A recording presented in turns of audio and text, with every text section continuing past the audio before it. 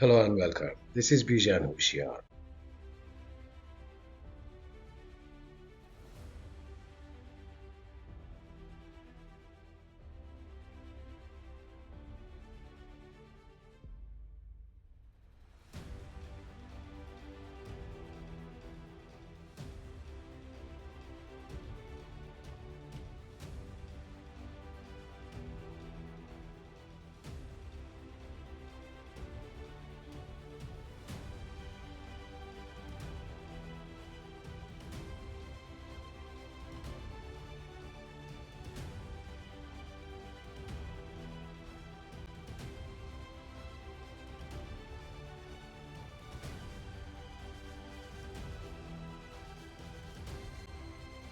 This internet network is configured as dual stack with both IPv4 and IPv6 addresses.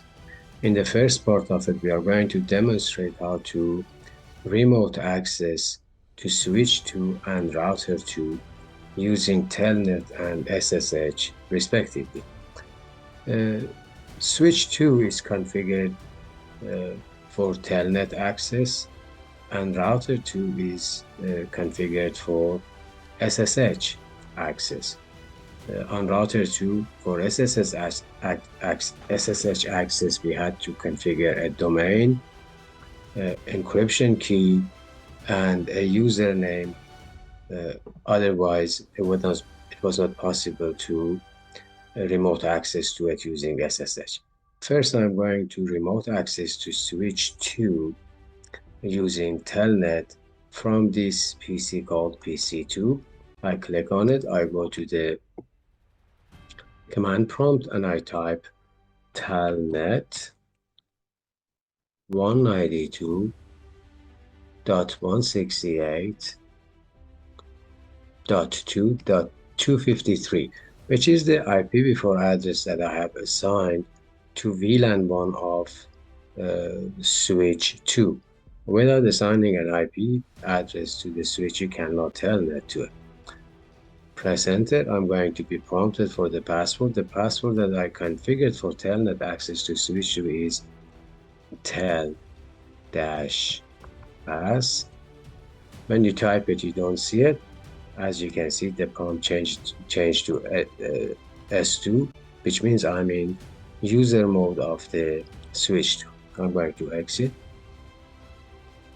Now I'm going to remote access to router 2 using SSH. The command is SSH space dash lowercase l space. The name of the user that I have created is admin space, followed by either IPv4 or IPv6 address of the router. Any of the IPv4 or IPv6 addresses that I have configured on router would work. I'm going to use IPv6, which is 2001:db12:2. Press enter. I'll be prompted for the secret that I have created for SSH connection. It is SSH-sec. As you notice, I'm accessing the user mode of the router 2. That's how you remote access to a switch and a router using SSH and Telnet. In part 2 of this activity, I'm going to demonstrate how to configure router 1 for SSH access and switch 1 for Telnet access.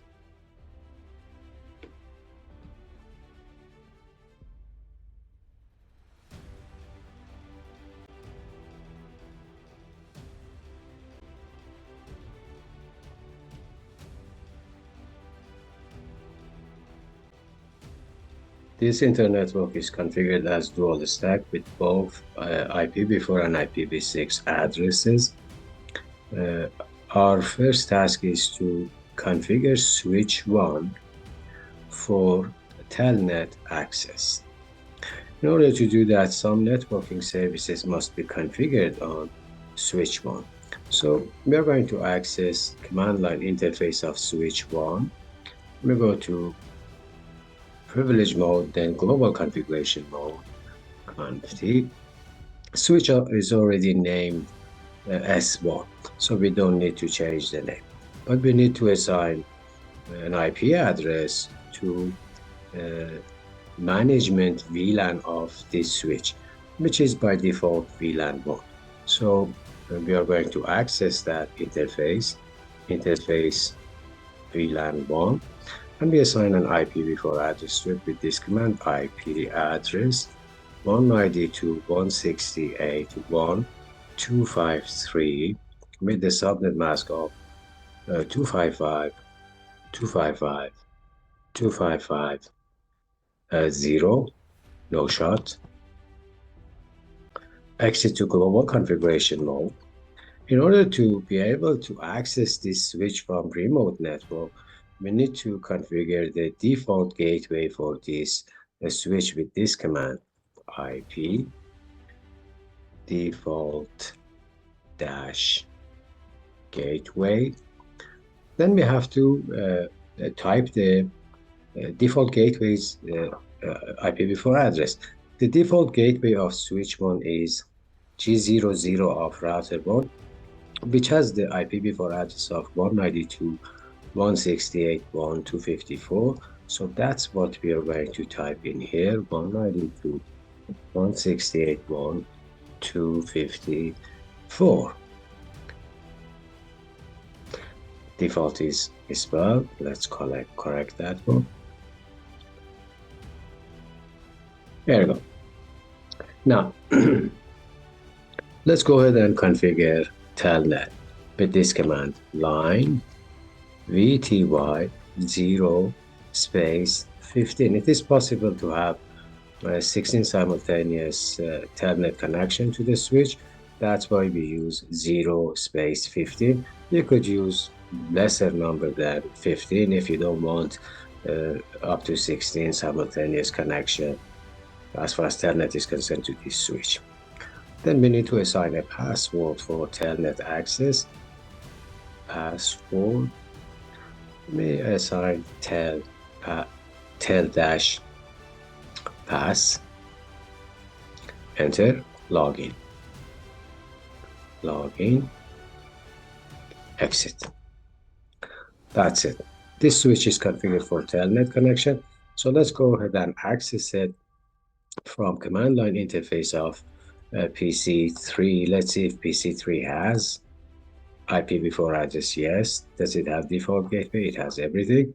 So let's go to command prompt of it and access the switch by typing telnet space 192.168.1.253, which is the IPv4 address that we assigned to VLAN 1 of the switch 1. We're going to be prompted for the password tel dash pass. When we type it, we are not going to see it. After you type it, you press enter.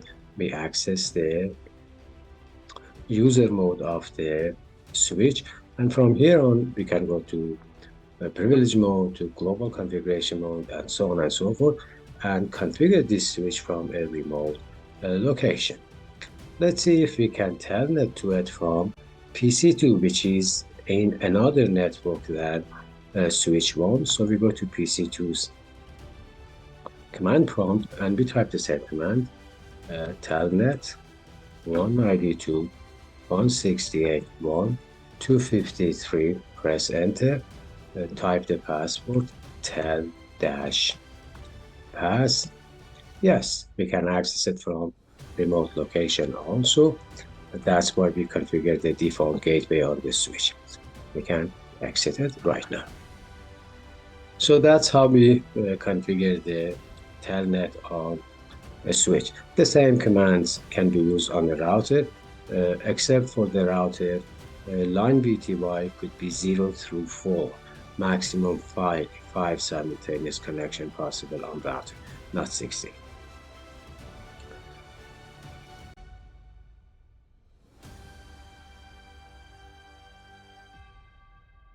In the second part of this video, we are going to configure router 1 with SSH for remote access to it using SSH. So we are going to access the command line interface of the router. We go to privilege mode, we go to global configuration mode, conf. Router is already named R1, so we don't need to perform host name. If router did not have a name, had default name of router, we had to perform host name space, let's say R1 or any other name that you want to assign to it. It's a requirement for SSH connection.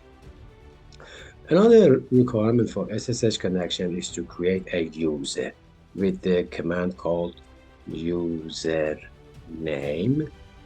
And then after that, we have to put the name of that user. I'm going to name that user admin. And then after that, the keyword, either password or secret. The difference is that password is plain text, secret is encrypted. So I'm going to use secret, keyword, secret. And then the secret that this user has to provide in order to be able to remote access to router 1 using SSH. I call it, I'll give this secret SSH dash sec.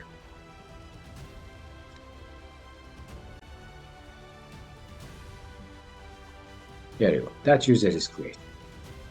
Another requirement is to create a domain with this command IP domain dash name. Then whatever name that you want that domain to have, I call it abc.com.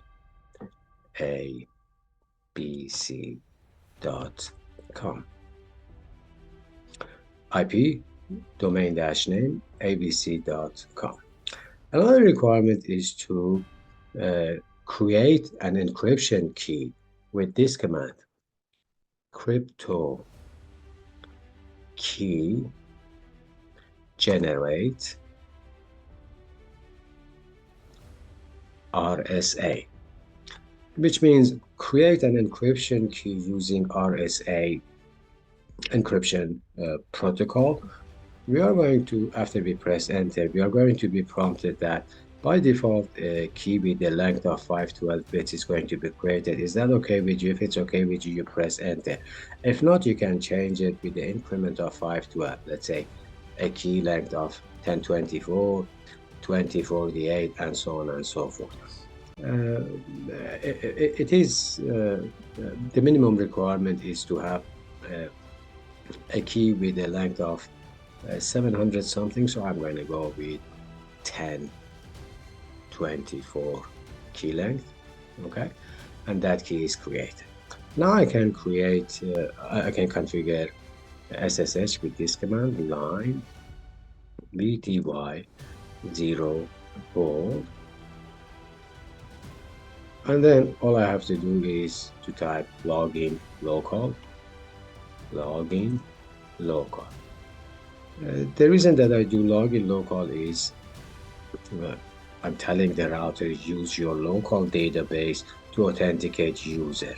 With login local, that user is prompted with name and password that is assigned for Telnet connection.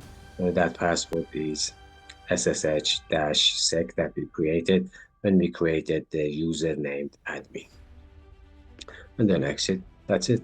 There are other commands that you can put in the line mode, such as timeout, such as transport input SSH only. For packet tracer, the commands that I type is sufficient. So let's go ahead and SSH to router 1 from, let's say, PC3.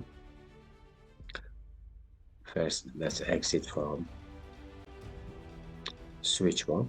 Right now we are in command prompt of PC3. We go SSH space dash lowercase l, L as in Larry, lowercase l, and then the username that I created, admin, followed by any IPv4 or IPv6 address that I have configured on router 1. Router 1 has both IPv4 addresses of 192.168.254.209.111 and IPv6 addresses of 2001 colon db1 double colon 1 and 2001 colon db12 double colon 1 for its G00 and serial 000. Any one of those IPv4 or IPv6 addresses can be used. I'm going to be using the IPv6 address for the first attempt to connect to this router, which is 2001 colon db1 double colon 1.